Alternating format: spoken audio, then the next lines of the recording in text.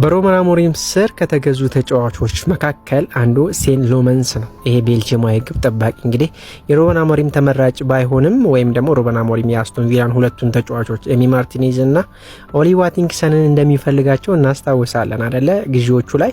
ነገር ግን የመጣው ይሄ ሴን ሎመንስ የተባለ ወጣት ግብ ጠባቂ ነው። እንግዲህ ዩናይትድ ከመጣ በኋላ ምናልባት ዩናይትድ በአንድሬ ኦናና እና አልታይ ባይንደር የሚጠበቅባቸውን ካለማግኘቱ አኳያ ብዙ ነጥቦችን ሉዝ ሲያደርግ እናስተውላለን።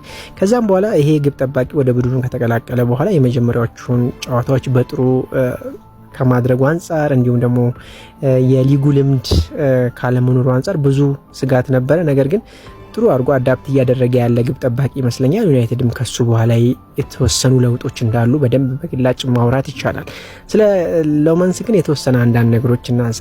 እኔ ግራ የሚያጋቡኝ ነገሮች አሉ፣ በዛው ልክ ደግሞ በጣም የምገረምባቸውም ነገሮች አሉ። ለምሳሌ ሴን ሎመንስ የቀኝ እግር ግብ ጠባቂ ነው። የቀኝ እግር ግብ ጠባቂ ሆኖ ኳሶችን የሚያሻማ ወይም ረዣዥም ኳሶችን የሚለቀው ከቀኝ እግሩ ወደ ግራው ስቦ ነው። በግራው እግሩ እነዛን ሎንግ ፓሶች የሚለጋውና አብዛኛዎቹ ደግሞ አድሬስ አልባ ናቸው ወይም ደግሞ ትክክለኛ ቦታቸውን ወይ ትክክለኛ አቅጣጫውን አያገኙትም። ይሄ ለምን እንደሆነ አላቅም። ወይም ደግሞ አብዛኛው ጊዜ ወይም ይሄ ወደ ግራ አድልቶ ረዣዥም ኳሶችን የመጫወት ልምድ አዳብሮ ይኑር በልጅነቱ የመጣው አላውቅም።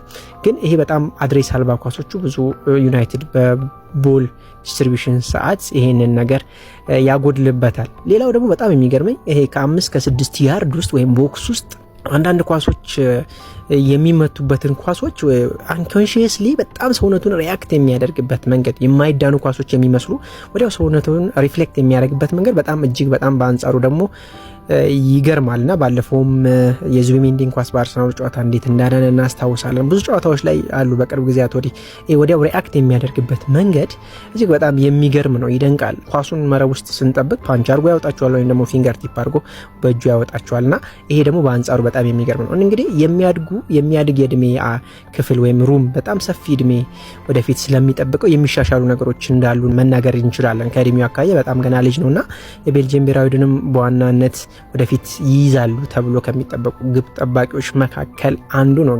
ቤልጂየም እንግዲህ አትታማም ግብ ጠባቂዎችን በማውጣት ማለት ነው። ቲቦ ኮርቷም ሲሞኝ ላይ የመሳሰሉ አይነት ግብ ጠባቂዎችን ከዚህ በፊት እናስታውሳለን እና አሁን ሴን ሎመንስ መጥቷል። በዩናይትድም ተጽዕኖ ከፍ ያለ እንደሆነ እያየን ነው በቅርብ ጊዜያት ወዲህ።